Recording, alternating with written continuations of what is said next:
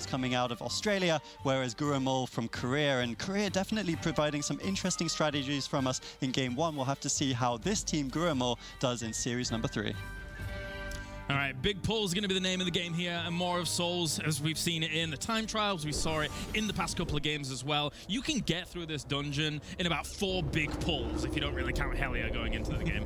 Yeah, but you're seeing here just the usual standard, trying to skip around, of course, that first jailer. You have 2 ways to do it. If you're able to get a sap or an imprison out on them, you can do so as well, or by running up over, of course, the skeletons of that of the dragon there. And you see it as they are pulling everything in to Yimiron, making sure they're getting everything in together. It's very, very important to make sure that they're watching out for a lot of the AoE fears that are going to be going out by the king, and of course so much AoE damage. And you're always seeing the first death care coming out in Shiverism by Team Sigh. Yeah, not the best of situations to be in. Now, one thing that is important to point out as well is that these regions as a whole have been really favoring so much range potential in this. So, for example, on the side of Goinmul, you've got the Warlock there. You're going to be throwing out those Seeds of Corruption constantly. Even with, the Sower Siege, you're going to have a lot of extra damage being pumped at in the AoE situation going into this first attack. That's right, and you're seeing, of course, just huge control to be making sure that you're avoiding this. And like I said, there is a lot more range focus in ANZ and in the Korean teams as we've been seeing, but you're still seeing just the huge danger that it can have as Goinmul is just losing their hunter there again.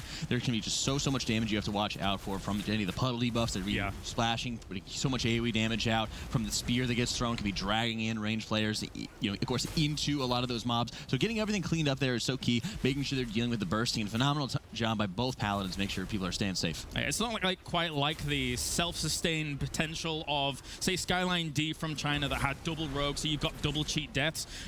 When you have hunters, like marksman hunters available to you, you have to actively anticipate that kind of damage coming in, so you can then pop turtle before that preemptively before you die off. So very, very dangerous situations for them. That's right, and you're seeing just very clean overall, pending those 1 deaths, but it's very hard to be able to get out of the huge pulls like that without taking a little bit of scarring along the way. So very close in terms of the damage that they are dealing. You see the hunter again, making sure you're standing right next to the horn, activating the seconds going up. Mage for Team Sigh doing the exact same thing and preparing for what is probably some of the most annoying pulls to kind of deal with when you are into these very tight corners, these tight situations that you have to be dealing with here, having to deal with barrels as you're seeing that Goinmul is engaging with, having to deal with a lot of the stalkers that are just going to be spawning these little clones of themselves, striking out there before they're actually going to be able to be damaged again. And you're also watching as they're pulling a lot of these shadow dogs in. You're seeing, of course, Hobel for Team Goinmul being the furthest player away, so you're going to be expecting a lot of the dogs, if they're going to live through those group wide stuns, to be able to leap out there. So very good move, making sure there's defenses up for Hobel to be able to sustain that, as you've seen Team Sigh here having a little bit of a rougher time.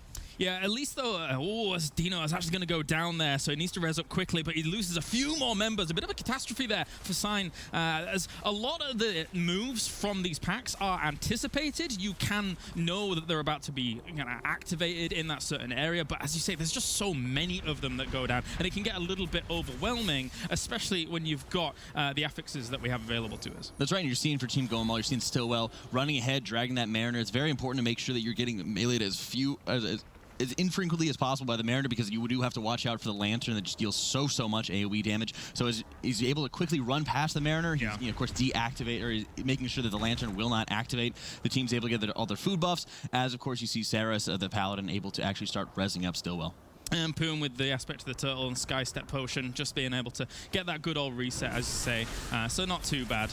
And they're going to pull these 2 guys up towards the boss by the looks of things, so they can start working on that and getting this flowing. Because right now Goinmul's a little bit behind in terms of the percentage base, and it's looking okay for Sigh as long as they don't lose too many deaths, because deaths are very impactful in Maw of Souls because it is such a short dungeon. An extra 5 seconds here or there can really cost you a win in the end. Right, you're seeing a little bit of different strategy coming down here by Goinmul, making sure they're getting the champion along with some of the extra trash packs that are down the bridge there, or sorry, down the stairs there, as against Team Sigh, pulling those champions right up into Harboron, engaging with them, getting that extra cleave damage going. Not doing too bad. Of course, there's a lot of things to be dealing with. You've already seen Maw of Souls quite a bit here, and they're going quite low, so they've got to be very careful about that here to Sigh. As you're going to have to deal with the Scythe, of course, and you're going to have to deal with all of these ads that are spawning from players specifically. So if you can be near one another when those are going to spawn, you can be able to bring them down quite quick. That's right, and making sure you're, of course, having, as you're seeing Strikeline, Poom, and, of course, Rusan are standing in front of where the team wants to be able to go, making sure that you're able to avoid a lot of the void zones that will be spawning there, and making sure you're kind of setting the stage for where everybody is going to be going from there. Then, of course, as you're seeing, spreading out right before the Quaking goes out. So I really like this, and you're going to start seeing them collapse kind of once again right before the next servant gets popped out, and able to actually stand very close together for this fragment. Getting in close, as you see, it's on Rusan. He's choosing not to block this one. So that way you're actually going to be able to deal with a lot of the ad spawns, be able to get them down very, very quickly. And, of course, as you're seeing again, Poom setting the stage for where that ad is going to be spawning, making sure it's going to be a lot easier for them to down it very rapidly and make sure it's interrupted. Yeah, and repositioning with the disengage, very good moves by him. Just getting the damage out wherever he can. You always want to get that interrupt out, of course. If it does go off, it's a bit of a catastrophe in these kind of fights. But Harbor on, as long as you're controlling the space and as long as you're not getting hit by the Scythe, there's not too many threats, especially with these affixes. You know, bursting's not going to really hurt you too much during this. Quaking is okay, especially with a range group. They're already kind of spread out anyway. The only thing you got to worry about is being interrupted in your casts, and you know, a healer's not going to let that happen here. That is exactly right. And you're seeing, of course, having to deal with less fragments. The fragments, of course, will stun the affected player and deal quite a bit of ticking damage until all the clones of the player are actually killed. Yeah. So Rusan dropping quite low, but you need to make sure you're getting topped off quick and easily. Of course, there's the constant focus of dodging the Scythe, you know, and avoiding getting into any kind of nasty scenarios, because while you never want to be jumping into those void zones, if you need to actually dodge the Scythe, it's going to be worthwhile. And of course, as you're seeing, you want to start seeing that posturing, making sure they're getting near the gate. We've seen a lot of teams so far tonight making sure they're running right away, getting onto the deck, getting in front of all these mobs, and we're going to see the same thing coming out of Team Sigh here. And right now, Goinmul is hoping that Sigh messes up this big pull. But usually this is quite well versed. Usually a Blood Death Knight is able to deal with this quite nicely. Ooh, very low though there for a moment, as the Marksman Hunter is going to be pumping out a lot of damage here with those multi-shots as well as the mark shots coming out. Likewise though, so can the Mage catch up. Oh, one death though will end up happening here as our Windwalker Monk goes down for a second. Yeah, but you're seeing the bop was coming in onto Shivers to make sure that you're avoiding that very same scenario. But the second that falls off, full front of damage that can happen there. Yeah. And they are kiting back. This actually is getting a lot more hectic here. That Paladin Saris is just doing whatever he can just to make sure everyone's going to be in just a favorable position. It just gets so scary when you have to really be worrying about all the damage. You're seeing the whirlpools that are going off freely. You've seen Purgatory, for example, already been popped onto the tank, just really doing whatever they can here. Strike Line just doing whatever he can to make sure he's keeping his teams alive. Yeah, and when you have to start kiting these things as the Blood Death Knight, there is a little bit of damage lost here and there, of course, with things like, you know, the Flame Strike going down. Generally, you'll have the Flame Patch talent being taken for those mages, and of course, everything's being kited out of that with it whilst it's down for 8 seconds. So it's a small loss here and there, so it will take a little bit longer time to actually clean that up, whilst Goinmul is now attempting to clean up the boat themselves. That's right, and they're kind of in a similar scenario, so this is going to be all about, you know, the extra deaths that are going out. Saris, of course, is popping, you know, getting an extra shield up onto himself, probably using the Ishkar's Fel Shield emitter to make sure you're just being in a more favorable position. And this is where you, as a healer, you want to be playing as safely as possible, because as we've seen in the past, especially in the very first game that we had with Team BTS and Team Free Marcy, it's all about safety here. Losing anybody is just going to be eating up so much of your time. And Skull, I mean, you know, we've seen him a few times already today, but the one thing you got to really look out for is his little teleport, and then make sure that you're interrupting the cast right on after, so you're not causing yourself too many problems. Now, you can see you're going Maul as well while all of this was going on. Cleaned up the boat quite nicely. I think that the Blood Death Knight with the Warlock in tandem, especially if he swapped into the ring to get the full slow and make it a little bit easier for the kiting potential, it's much easier for them to start cleaning up that boat compared to the composition that we saw from Sigh. That's right, and we're seeing, of course, just being able to take advantage of, you know, the more longer-lasting slow there when they need to be making sure they're getting the kite out. Thankfully for neither team did have any kind of full wipe. They're just having to mop up some of those extra deaths to make things so much more painful to deal with, like losing, for example, Shivers. Like you were seeing Poom and Rusan just ramping up so heavily in damage when they made that huge pull, but right as Bop fell off, you were seeing Shivers going down, and it just makes it so much rougher to be able to have those clean pulls, losing out on the extra DPSer, and losing out, especially if you're about to have like all your cooldowns up, you know, and being able to get them down so quickly. So it's a little bit sloppier on both sides, but you're seeing, you know, Sigh is just pulling ahead, getting the last bit of trash completed, and moving on to Hell Yeah here. Yeah, and it's about, you know, 20-25 seconds ahead if you judge by how much Skull is going to take here for the moment. So with Sign setting up against this boss now, once again, it's very simple. It's the 6 tentacles killed here. Blood Death Knight's going to need to pick up those destroying tentacles. I can't remember what the damn name is, but there you go. The Destructor. The Destructor. It started with D. I've got it all good. And, you know, ultimately, as long as he's able to tank those and get get these down. You've got enough cleave potential with the mark shots coming out as well here from the Hunter to eventually clean these up quite quickly. Yeah, but that's one of the nicest things, being able to get all the graspings taken care of almost immediately there. When you have such a large hitbox, and you're able to, you know, especially as a Paladin, you're able to get your consecration, be able to hit all of them very, very easily. Strike line does go down. He's moving just a little bit too slowly to get away from, of course, just the AoE that will dominate one side. But the Sigh does not have a battle res available to them, so they need to be able to just sit through this. But you are seeing, you know, they're all just dying. They know that they're not going to be able to last through this. You're seeing Dino going down, and the Destructor Tentacle is just going to be wiping the entire group. They need to, you know, get back together and get there immediately, because they're going to be losing out on a lot of time. At that point, you try and wipe as quickly as possible when you don't have it. And it just came up, the battle res. So really, really unfortunate there for them while that was happening. And now Hellier on the other side here for Goinmul.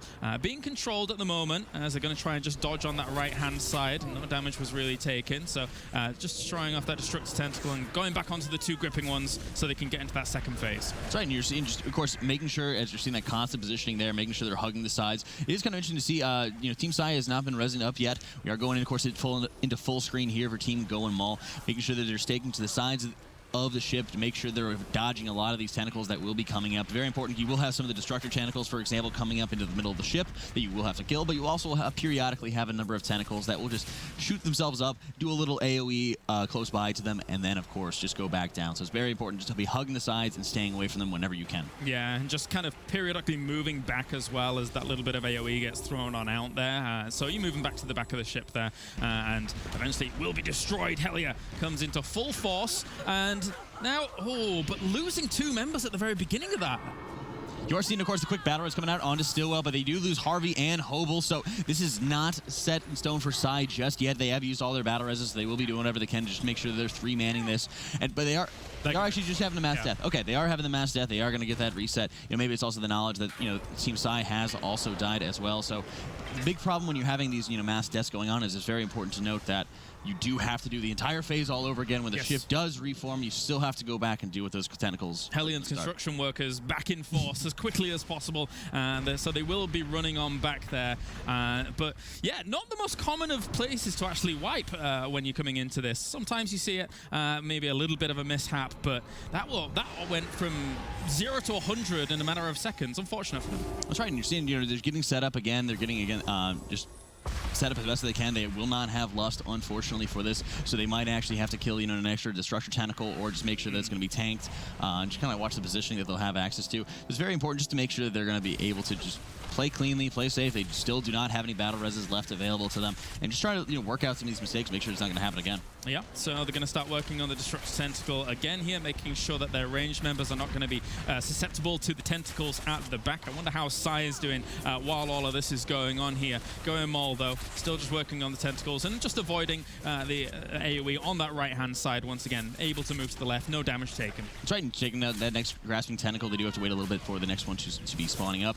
Meanwhile, they're transitioning over to the Destructor, making sure that they have to make sure that they're dealing with this as quickly as possible, because you have to watch out. The Destructor Tentacles will soon spawn more, and they always need to make sure they're tanked by someone. So having to watch out, and it's very kind of risky watching through the Hobel taking his Warlock Gateway right as, of course, you're having Saris get a quick Dispel out. You have to really watch out for the, you know, the ticking damage from the dot that's going out, but also, of course, the AoE effect that will spawn there. So they're trying to work on just getting these last couple tentacles down before they're able to go back again to the boss. Yeah, as you say, it can be really horrendous if the tank isn't right next to those Destructor Tentacles, hitting the entire boat for what feels like my entire health pool. It's not quite there, but it really, really hurts. It's not something that you want to happen to your entire team. And then when pushing into the next phase, of course, it's just a lot of things that you need to deal with themselves. As they're finally getting down in this other Destructor Tentacle and moving on to the grippings, and now we will see that transition again. Hopefully they control this a little bit better than the previous moments. That's right, and it's very important, just as you're in this situation, a lot of times you will have, you know, double debuffs coming out. So making sure, you know, you're able to get them dispelled as rapidly as possible, and maybe just letting Stillwells, for example, run off normally. That way you're able to get, you know, the dispel out immediately once this phase begins. And again, if you're going to be able to have like Leech or something like that from the DK, you're able to kind of lean on that Leech just to make sure that you're able to get everybody topped off, but also just you can put out more damage as a healer, and you can kind of ignore people just for a couple seconds. Yeah, checking in with Sigh again. They are still behind here whilst they're still in the first phase of Hellier. So it may have had another wipe while that was going on. A bit unfortunate here against Goinmul. But Goinmul's just getting those interrupts down. You only need the 2 people to be on that cycle for the interrupts, right? And then there's quite a little bit of extra AoE to actually be avoiding. Obviously, the green swirl is coming down. And then the breath that covers, you know, portions of the boat, which is flagged is the best way to describe it.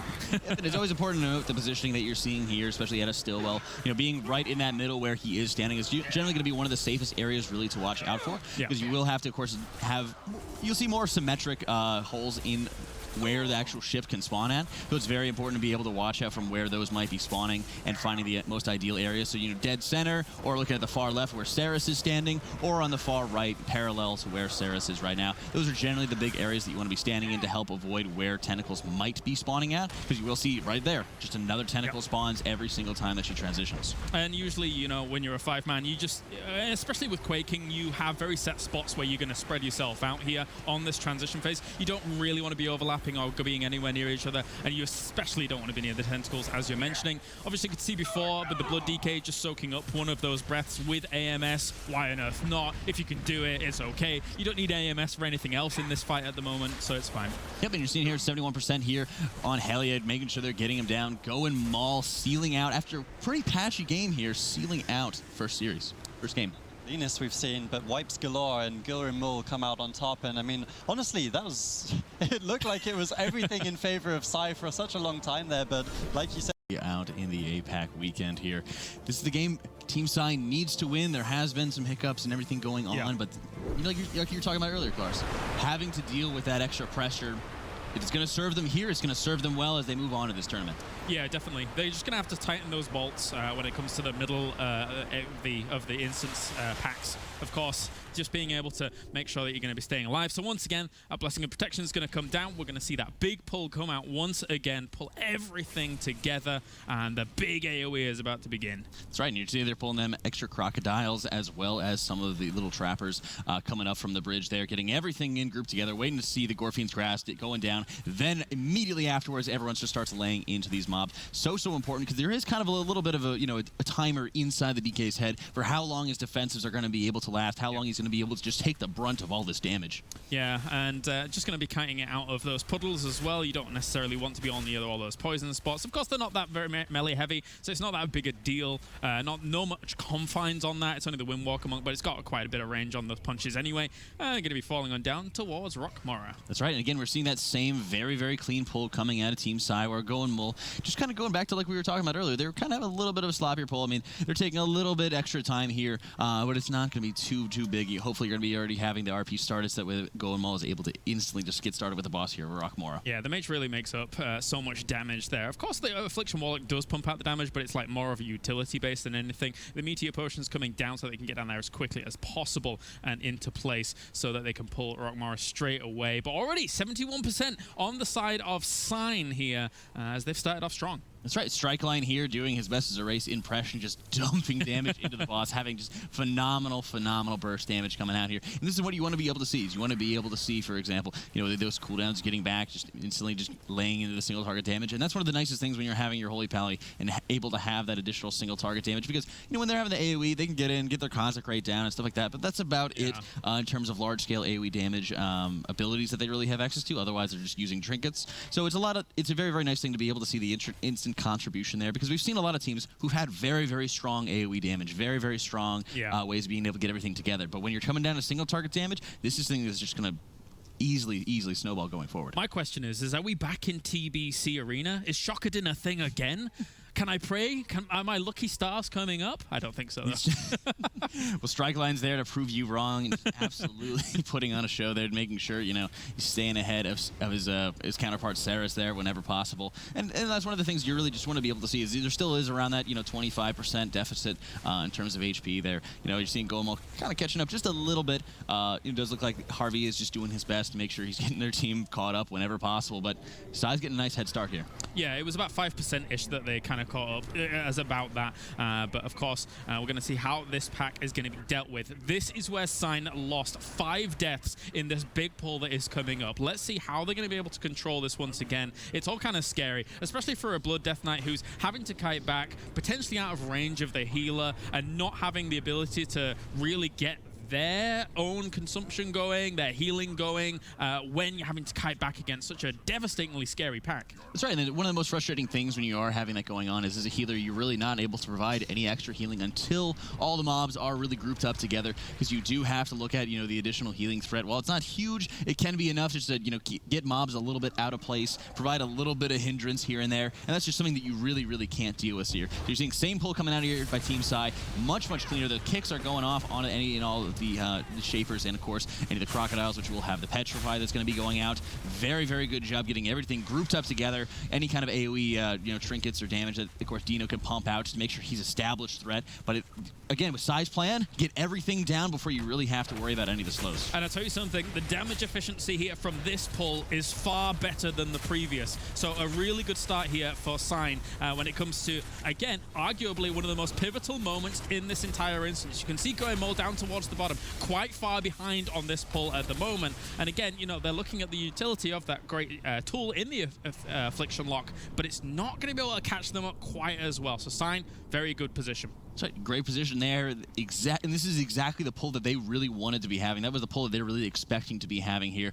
Taking their time, of course, being able to get back into position. Taking advantage of little speed sets like Agrimar's, for example, for plate wearers, getting that extra speed boost going there, and just making sure they're going to get all their cooldowns back, making sure that they're doing this correctly here, because they have this advantage where Goinmul is just trying to stretch out as far as they can. They're going to be having to deal with some of these pelters still. They still have little Shapers to actually worry about here. The Hulk still has tons and tons of HP, so taking their time here is really going to be what they need, making sure they have the cooldowns available, probably making sure that they're going to have Gorfian's Grasp as well. Oh yeah, absolutely. 2-minute cooldown, I think, is it? It's a minute and a half. Minute and a half, I was close. With Tightening Grasp, it reduces the cooldown 45 seconds, and D&D becomes slow. There you go. So at least you can be able to pull all these together. As I say, the Shapers are pretty irritating, so you don't want to have to leave them in certain positions. Likewise, as you mentioned, the Pelters and this Hulk too. Just bringing all of these in and starting that good old kite. And at least, you get to a position where you're line of sighting all that as well. So these mobs are just having to run around and cause problems for themselves, basically. That's right, and here you're seeing you are having to deal with a little bit of the Geode. The Geode has very, very little HP, but it likes to pulse damage all over the place here. But again, going back to the name of the game, they're making sure if they have all their cooldowns available, they're not going to force it. They're not going to be going into these really dangerous pulls if they don't have everything at their disposal. It'd be much better for them to wait, to make sure they're able to nuke everything down, because as we said, they're not able to kite forever. They have a specific clock in their head of how much time they can actually spend before these things are rushing back into the tank. They get back to the tank, Pelters go all over the place, and it just becomes an absolute mess. One death going down for Goinmul, as the Hunter did end up falling while they're trying to deal with the same pack that has just been cleaned up here by Sigh. And once again, they are on Ulrog here. So again, they're probably going to at least get themselves the 2 transition of phases. Just want to make sure that you're stepping out of those hands, making sure that you are quite safe during all of that. And the Windwalker Monk is really making up a little bit of time for them here on the single target damage. One thing that's important, which a lot of people saw in the time trials, was there were so many Windwalker Monks, But why did we see that? Because they're pretty much great in almost all situations. They're a jack of all trades, and they've got great defensive capabilities as well. I don't play DPS. Damn it! Damn! Hey, well played. I like it.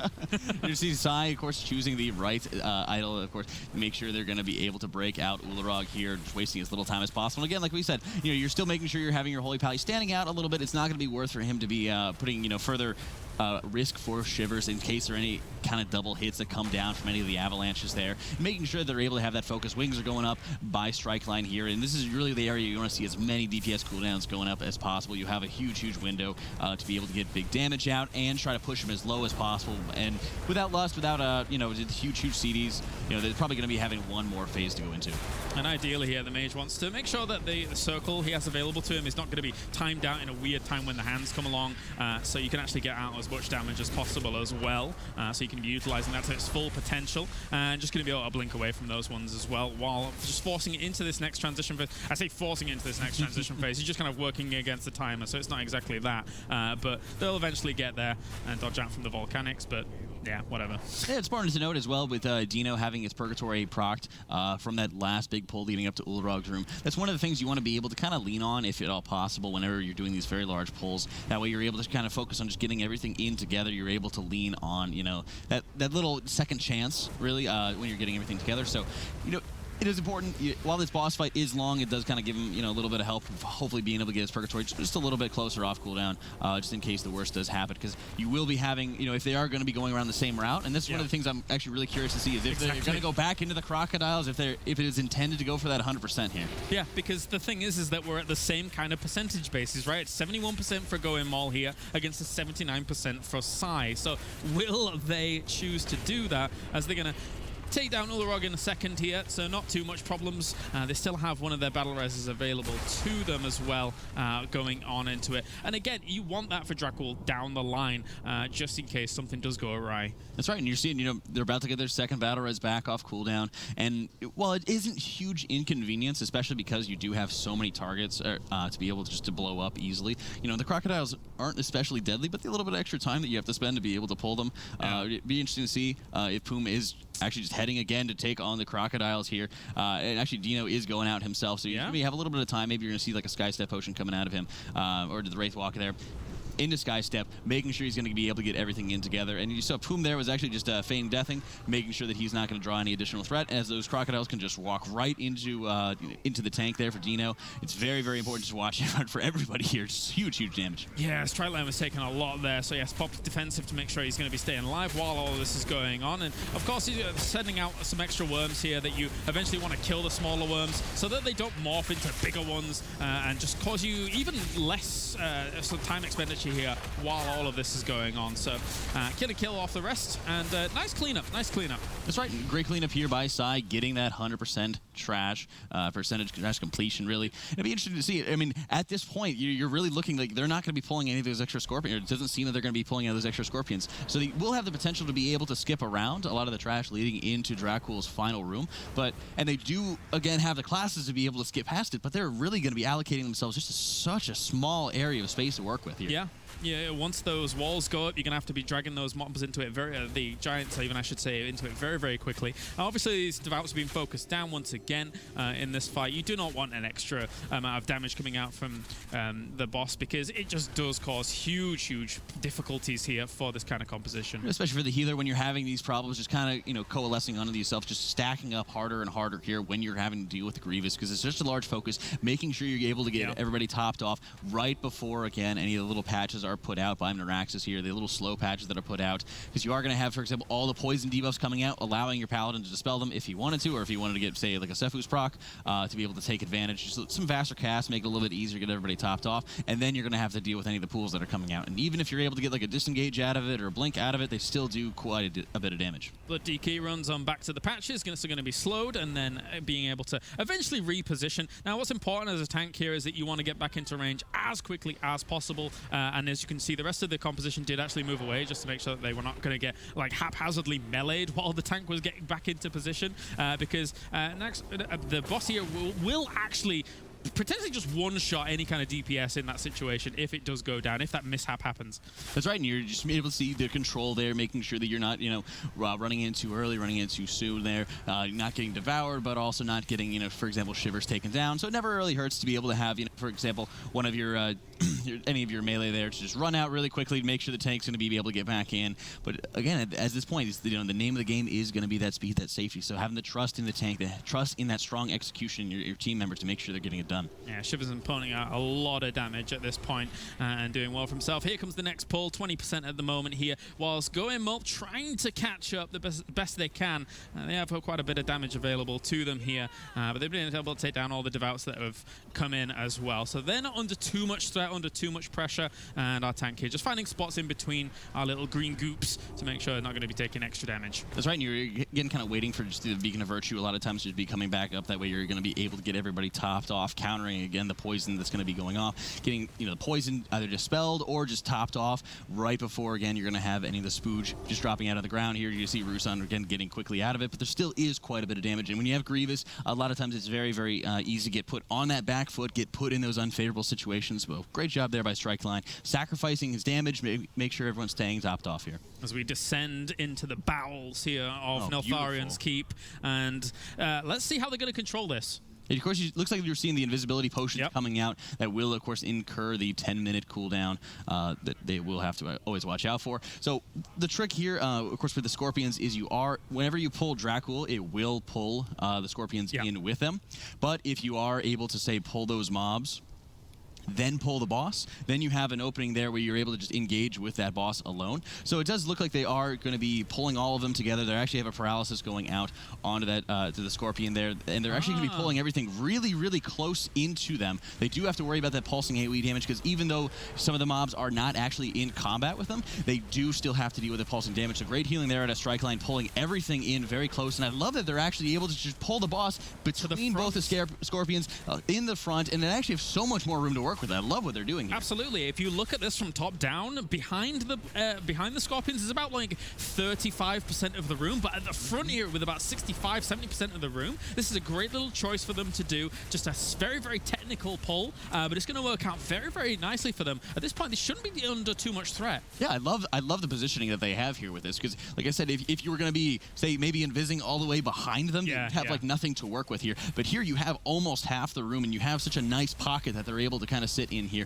to be able to get their Sculptor in, to be able to have very close scenario here. So I love what they're doing here. This is fantastic. And it puts a lot less stress on the healer. That way they're just able to focus almost solely on dealing damage here. We were seeing, for example, those battle reses being used to great effect for other teams, especially like Free Marcy, where they were pulling the Scorpion pack into the boss. Team Sigh says, no, we got better strats than that. We're going to take care of this. I like this. I like this a lot, especially with the positioning. Dino has got the boss in as well. Even if he does kind of miss that mitigation check, at least he's not going to be punted back towards the Scorpions. He's going to be pushed against the wall. So it's kind of like a little fail-safe there available to him, whilst also just positioning next to these spikes so that you can get that stun straight on to this nice giant and then be able to DPS that down as fast as possible. So I love the control, Jack. I love it.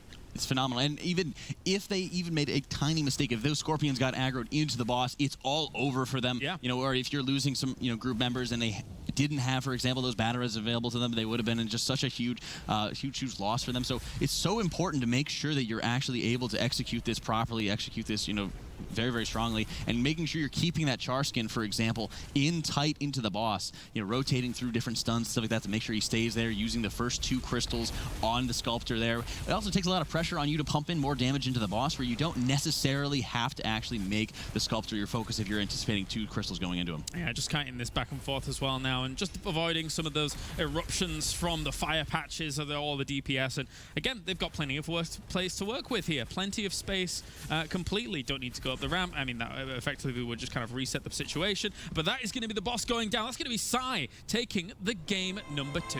I'm really happy we waited for that, actually, because I was super curious how they were going to do that last pull, that lower bracket later today. And it's definitely not the easiest dungeon. Like you said, we've already seen Free Marcy struggling just a little bit to save Xavius, or rather save from Xavius. Don't want to save Xavius. Definitely not the right idea. But Sigh versus Goinmul, game 3. That's right, and you're seeing, Team Sigh and Goinmul here. Interesting to see if there's going to be any kind of differences in strategies. And so far, it seems like there's going to be none. Pulling lions, cats, bears, oh my here. Yeah, the leaps are quite problematic. Maybe you can deal with those quite nicely. Let's see how they do. Cauterized already been procced there on Rusum, so takes quite a bit of damage himself while that's going on. No doubt if the Warlock's going to be tanking some, Dark Pack's going to have to come in to try and soak up some of that damage and as these things continue. Yep, and you're seeing, while there was a cauterized proc there, Sigh was just having such phenomenal AoE bursts to be able to just neutralize all these mobs so very quickly here, whereas Goinmul is still kind of grinding on it, taking the extra, 5 or 6 seconds. Thankfully, no deaths by either team, so huge commendation to both Paladins there for making sure they're keeping the group topped off. And really, Paladins are so well prepared for this. They are able to use Blessed Protection. They have Blessing of Sacrifice, Aura Mastery, Popping Wings. They're able to get people topped off and just a global here.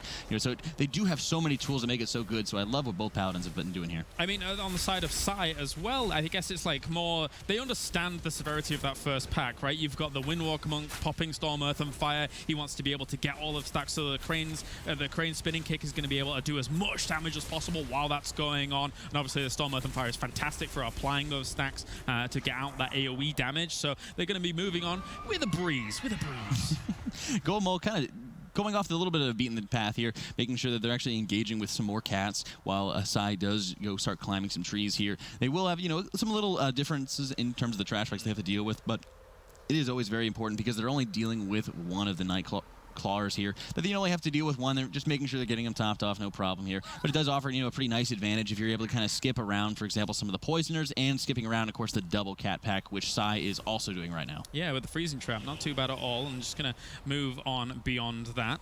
So moving potentially down to the bears. Are they going to pull everything here, or are they just going to take this first? Because we did see actually a full bear pull all the way down in our first series of the day, I think it was, and I was quite surprised that they were going to be pulling as much as they did, but they were able to deal with it efficiently. Here, though, just dodging the swirlies, making sure they're not going to be hitting you, and then from there they can move on to the bears. One thing I've always seen with a lot of Darkheart tickets is that there is such a huge amount of other trash that you're able to kind of deal with around other corners, especially like right after Drezeron, for example, right before you jump into the log. There's a number of bad packs that are a lot easier to deal with here. So one of the nicest things is, not, for example, accepting, the norms of what we have to be pulling and what we have to be dealing with here. Great job there by Poom, making sure he's neutralizing the last explosive orb there that actually would have wiped his team if he didn't take care of it. So, there is that risk there where you're saying, we can't quite get in there to be able to take out that explosive orb. So great heads up play there by Poom to making sure it gets down. Yeah, Goinmul got lucky. They got no explosive orbs, so a big difference there for them. Although Sigh has now engaged the boss, and they're just going to be baiting out those leaps, dealing with those explosive orbs, and then eventually the bear charge will be dodged by all the rest of the DPS, so it's not going to be taking too much damage. Well, speaking of explosives, we're also seeing Goinmul here taking some of those early flowers that usually you are dealing with after the boss, engaging them with them early on, making sure they're getting that a little bit extra cleave damage there, and potentially wiping up some of the trash a little bit easier. And they also really have to watch out for the Dryad here, because the Dryad, it has the poison spear that goes out that can deal quite a bit of damage. You've seen that instant dispel coming out of there by Saris for Goinmul, making sure he's able to get dealt with it very, very quickly and easily there. So it's nice that they're able to, mop that up. And the Paladins, again, both kind of mirroring in position, because you have to keep in mind, Glade Alice is going to jump to the furthest away target, rip them, put a very big bleed on them that needs to get topped off before it will get removed. So very, very good play there, making sure that the healers are able to kind of balance out dealing with the Dryad while also topping themselves off. Well, if they're able to execute this fight as well as they currently are doing, Jack, you can see why this was Goinmul's counter map pick. You see the difference in the percentage in trash that they've already accrued themselves. You see that they're already dealing with this while dealing with the Archdruid as well. This gives them the potential to skip big packs later on, which could really slow down Sigh. That's right, and we have to see, the differences we've had, for example, in the last trash pack on Xavius, or leading up to Xavius there, whether or not you're going to be engaging with that, the risks that will be associated with it as well. So, that's one of the things, setting the stage early on to make sure that you're able to be in the most favorable position possible and dealing with a lot of the most, annoying trash, really, that you have to go after. So, seeing Holy Avenger going up for Strickland here as he's about to get jumped on by the cat, making sure, again, like I said, he's going to be the furthest away target possible, getting a very, very quick Holy Shock there onto himself, and then some quick flashes to follow up. Actually, he's focusing more of his Holy Shock, into damage, making sure that he's able to pump out, just a little bit of damage because he is forced to sit out at range. So he's focusing all of his casted abilities just into himself. Yeah, and any little bit is going to matter here. And one thing that I want to talk about as well is when you look at the compositions, it's like, yes, this was Goinmul's pick with the double range. Ooh, as the Warlock falls very, very low there, and as Archdruid is almost dying off. But with both teams having double range across it, looking at how things are going, and they're actually losing more people. They're going to get them Archdruids killed off, but these deaths are very important, even though they do have a slight percentage advantage. Oh, they're a huge, huge difference, as we've seen in other series, on Darkheart Thicket as well. Just that was the 2 death differential, the extra 10 seconds can make a world of difference. So Goinmul, is a little bit behind in terms of the boss, quite a bit ahead in terms of the trash percentage. So this is where you want to start seeing them, making that statement and making sure they're able to get off as cleanly as possible here. Yeah, so, I mean, as the deaths were interrupting what I really wanted to talk about over and over and over, let's hope it doesn't continue, is that some of these bosses, for a full melee composition, can be quite problematic, but we're having a few range members in your party can actually alleviate some of those problems. So on Xavius, for example, on Dragon, for example, you can really benefit from having a little bit more spread out sometimes. Of course, you're eventually going to have to move in for some of those mechanics, but other than that, it can be really good. Yeah, but it puts a lot less pressure, for example, on the healer, right? When you're having so much area denial coming out of these flowers, these little blossoms that you have to be dealing with. When you're able to have, for example, Minahala or Poom, for example, just standing at such a big distance. That way they're able to, you know, not be taking any kind of extra damage. You know, hunters, for example, in this instance, while they are pretty light in the defensives area, they do have the capability of just outranging so many things that are so helpful. And as you're seeing on the side of Minhala, they're going to be able to actually get away and like pull extra mobs, get away from them, feign death, and be able to make a nice skip for the rest of the team. Even when Harvey there was going down to about 50% health or whatever, you know, he has Touch of Karma, he's able to keep himself very healthy, even without too much of assistance from the Paladin available there, and they're going to be able to move on to these flower packs down the path, and then not too much of a problem. They can deal with it as long as they're staying out of the spikes that are coming out from the ground from those swirlies and the mushrooms. Should be totally good. Well, one of the nice things we've been kind of talking about is saying, oh, they'll be able to get things down, no problem. They should be able to focus on this because this is our expectations that we have for them as, you know, professional players. We also have to keep in mind is that we're only on a 22 right now. Yep. While this is going to be a tyrannical, while the bosses are no pushovers, we have to make sure that, you know, when we're talking about these teams, these little deaths that can be adding up. If these teams want to start going into the group stages, you know, they really have to be taking this hard look at, you know, where they're going wrong, where they're having these little bit of performance issues, and, you know, even making sure they're able to just utterly revamp, you know, how they're making these pulls, and it's really been showing here as they've had just very clean plays, and Sigh, of course, having that flawless Nel's Lair. Yeah, you're not wrong there. You're not wrong, especially when you've got such stiff competition in some of the other regions. We already know that NA and EU are going to be bringing some extremely hard hitters down the line. China showed us in the Skyline D that they are no small feat to deal with either. So could be very, very difficult here for them. That's right. Hello, chat. Hi. We're seeing Team Sigh dealing with the last of the GUIs going right into Darkheart here. Of course, as we've seen, you know, keeping everybody tightly stacked in together, and of course, seeing Poom standing off max ranging. Of course, the ground pound is going out. As you're seeing, he's taking no damage at all. He also will not have to deal with a lot of the roots that are going to come out of the ground. And it's one less thing for, again, the Paladin to be able to run over here. Yep, not too bad at all. As long as you're able to deal with all the explosives that potentially spawn there when those roots are coming up, etc., it should be totally good. And Darkheart here, just slowly dying is the name of this kind of story, unfortunately, because on Tyrannical, he has a lot of health. All the bosses are going to have a lot of health here, but Darkheart in particular, he's a hell of a tree trunk to deal with. He's quite an old tree trunk that we have to be taking down here, unfortunately, getting your chainsaws ready. You know, you were seeing, of course, Puma's just a little bit too close, because a lot of times when the grip that comes up out of Darkheart, a lot of times he likes throwing to, you know, somebody who may be very, very far away. Yeah. So the Otis is then on Puma to be able to run up very, very close. That way the tank is able to land in tight. Then you're going to still be able to run all the way back out at range. So just a little thing to keep in mind, and especially as you're seeing just the mirror hunters just standing out at range. and one of the things is it's so nice when you're able to actually have to deal with this. You know, you're not going to be seeing this on Dresderon, for example, but this is another thing that we're going to be seeing as we go into Xavius. Yeah, I mean, at least the Hunter has good relocation tools, of course, as long as you just running forwards, do the 180, you flip yourself in there with a disengage. That's giving you a little bit of speed boost if you're talented into it anyway. So you can negate that pretty easily as a Hunter. And most classes that are going to be standing out that far anyway, you know, have those capabilities available to them. That's right, and of course we are having to deal with the explosives here, which haven't been too much of a hassle to deal with so far. Of course, we will be having to deal with some of the smaller GUIs leading up to Dresderon, and again, if teams like they usually do, preferring to pull little whelplings along with it, having the extra explosives. But I've been really impressed overall when we've seen, you know, from region to region, seeing APAC's ability to make sure they're dealing with the explosives and the focus that they're putting into it. So many times we saw with the Chinese region where they would just be more than content to ignore them, or they just had one person having all of the responsibility, and if that person was dead, or they weren't able to reach into that area where the orbs were, there's so many explosions going on. Well, usually it was a Demon Hunter having to hit it with Chaos Blades or something like that, or, as you say, it's just unreachable, and then they just let it go off, and you're just going to have to heal through it. Say, for example, if it's an other AoE that is going to be able to have to disable you. Say, for example, on Seat, when you've got Seraph and, you know, you have those explosive orbs go down near the mines, you don't want to go and have to clean something like that, unless you've got something that's got range preferential to them. That's why we had, like, maybe 1 or 2 mages, I think, in China that were able to deal with it, but certainly not the melee compositions. Certainly not the melee, and, you know, a lot of times if they're running with Rested Druids, you know, they would be the most fond of, say, for example, dealing with any of the explosive orbs. Yeah. Paladin, so well suited to be able to deal with it. 1 Crusader Strike, 1 Judgment, 1 Holy Shock, so many different instant cast abilities to be able to quickly just neutralize them and allow, you know, your DPSs just to kind of almost ignore them entirely if they don't even want to be touching them, you know.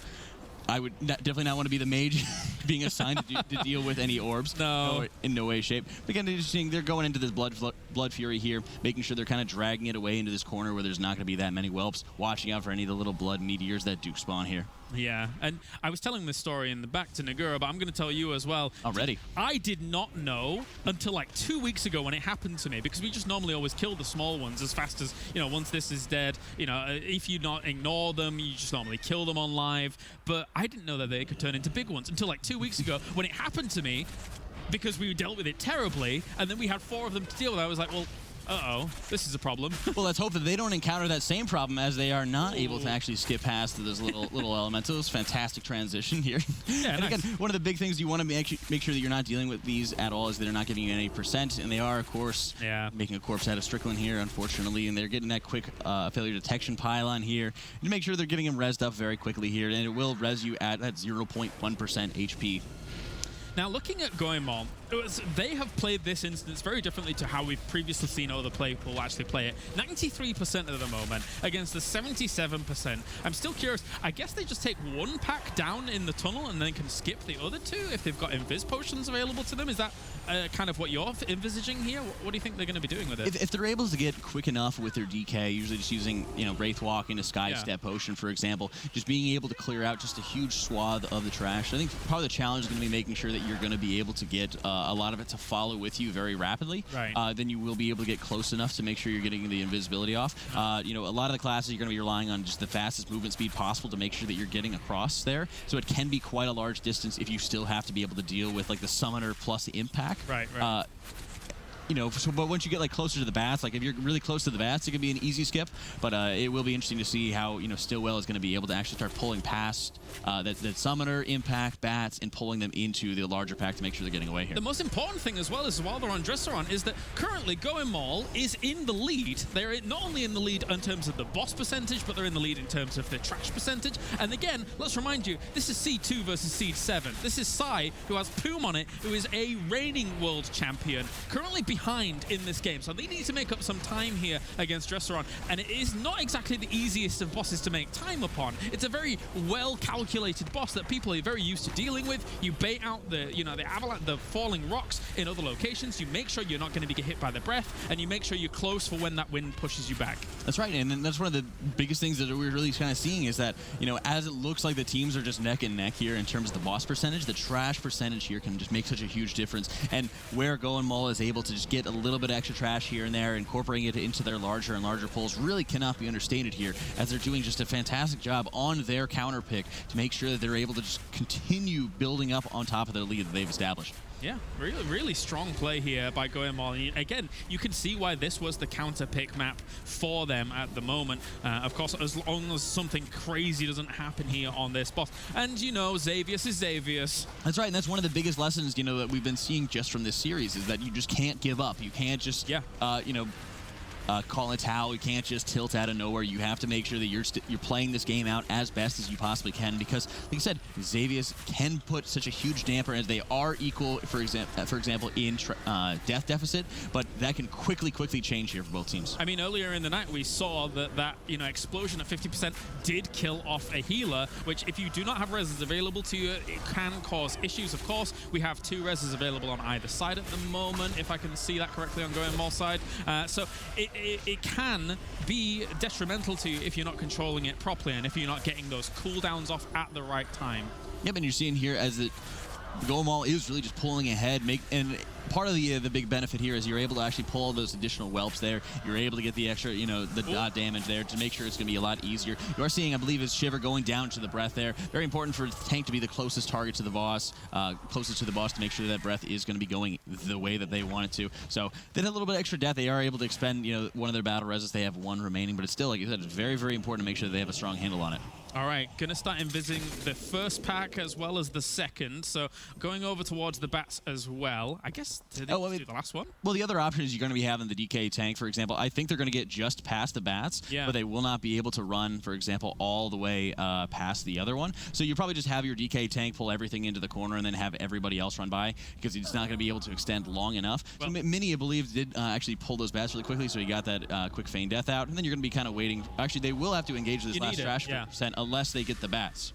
Yeah. Oh, but so they're not. So they're going to be going into this last trash pack, not even taking the risk of, for example, trying to sneak by. I think they might be a little bit over % here, but they've done a very, very good job so far of making sure they're playing this cleanly. Yeah, it worked out. It has really worked out, and it's worked out splendidly here. So plenty of AoE damage is going to be going off on this, and they blast it down. So now all they have in their way here of beating the second seed is Xavius. With a good, clean kill here, this could quite happily be them moving in to the next round of the winners bracket. So it's all to play for here. Oh, but at the same time, Sigh has lost members already here. Yeah, and looking to not use that additional battle res there. Instead of getting Strickland up, they chose to be able to try to get them down. And they were able to clear up those last bats that are near that log. So they're getting, of course, the failure detection pylons up. You know, they're just trying to make sure that the mage is able to survive fighting against, you know, the little cauterized damage that's going onto him. But here we're seeing Goinmul focusing in on Xavius. There's a feed on the weak going on to Hobel here. As you see, just constantly draining to make sure that he's staying safe. It really can be such a pain to be able to deal with not only the feed, but also the additional Grievous that's going on when you're having to deal with Tyrannical here. Shada Xavius just cannot underestimate. And this is one of the bosses where, as much as you do want to have your range spread a little bit, you don't necessarily want to be too far away, just so that you can assist a member when that when that puddle comes down. You want to be right next to them to help on out. Of course, the Insanity here, just making sure that you're well away from our Windwalker monk to make sure he's not going to be in any too much problems. And overall, it's a good start so far. That's right. And usually you'll be looking, as you're seeing Minnehala, it's just standing very, very far into the back here, just to be making sure that he's able to outrange a lot of the mechanics and or able to, for example, just feign death to deal with a lot of them. So you will be seeing, for example, the Holy Paladin be running out or Hobble actually running in if he is going to be affected by the Nightmare Bolt. Then you're seeing, Minnehala, once he knows that he's not going to be affected, of course, by any of the big mechanics, he's running up. That way he's able to bait out, for example, the Feed on the Weak. Feed on the Weak goes out on him. He feigns death, and it makes it so much easier for the Paladin to be able to deal with it. Yeah, no doubt. It's massive damage, so you really want to deal with that as quickly as possible. Even if you don't have feign death, you can have Turtle, of course, but you want to be saving it for 50%, because if you do not, you're going to be taking massive damage, which is exactly what we see the Hunter do there. And now, breaching that 50% mark with everyone alive, with 2 battle reses left alive going as well here. Goinmul, yeah, they are going. They're going hard, and it's great to see there that Saris, he's kind of standing in the middle. He's not playing too dangerously and aggressively or anything like that. They know that they just need to be able to play safely in order to actually fill out this game. You are seeing the Paranoia, for example, going out on him, so instead of just going into melee, he's just making sure he's standing out. Hobble, of course, just jumping into melee because you want to have Minnehala, for example, being able to float in range and then out of range depending on what is going to be going out here. So, his growing Paranoia, he can easily deal with it. If it's going to be the Feed on the Weak, he can feign death it. And if it's going to be the Nightmare Bolt that's going out, he can outrange it. So it's just so many nice benefits there that are going to be going out. Yeah, no problem at all. They're dodging all of these swirlies as well that are falling, but not too much damage coming out. Lay on hands there going out onto Saris. Just huge damage. It was great that he was able to actually get Forbearance off just before it did go out, because he did use the Divine Shield at that 50% transition. That damage can just get so scary, and you are seeing him pop wings. I think he was just feeling a little bit more comfortable. Maybe he had, for example, like Pride As and Divine Protection, the Judgment damage reduction available, but then he just really seeing the full-on force. And it may have actually been that Shada Xavius had picked up one of the little orbs that were falling from the sky, and that were actually giving him a nice little bit of damage buff. So it's a little bit, it's like 5%. It can last for a couple seconds, but it can just add on so much and be just such a pain to be able to deal with here. And our Blood DK being able to deal with Feed on the Weak as well, not too much of a problem there for him. And with 3% gone, Goinmul is able to take the series 2-1 after an arduous and long journey. That was a long series, but Goinmul, the upsets, but they are the victors.